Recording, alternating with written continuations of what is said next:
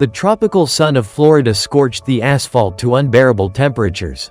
In the park where locals usually walked their children and dogs, no one noticed the strange clump of fur barely visible in the thick foliage near the fence.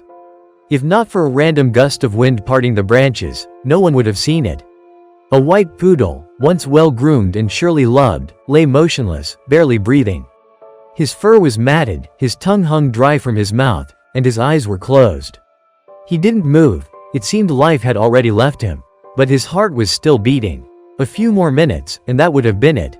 Sam, as the veterinarians would later name him, had been tied to the fence with a thin leash. His neck bore marks of desperate attempts to break free, his paws were scraped. Someone had simply left him there to die. No one knew how many hours or even days he had spent without water under the blazing sun. Dehydration, heat stroke, exhaustion.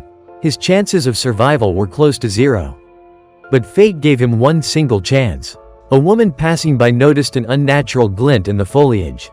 Approaching, she gasped. Before her lay a living but nearly lifeless dog. "Oh God, he's still breathing." Her cry drew the attention of other passers-by. Someone ran for water, someone called rescuers. Sam was carefully wrapped in a jacket and taken to the nearest clinic. The veterinarians just shook their heads.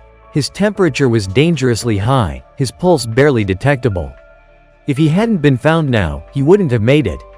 For several days, Sam hovered between life and death. IV drips, injections, round-the-clock monitoring. He couldn't even lift his head, but his heart stubbornly kept beating. And then, he opened his eyes. At first uncertainly, then with curiosity. He looked at the people around him as if asking, "Are you here for me?"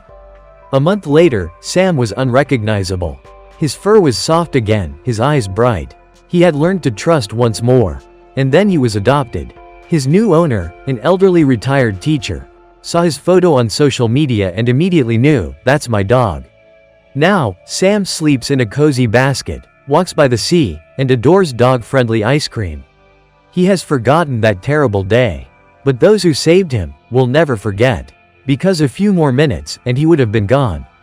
And the world would have lost this kind, grateful heart.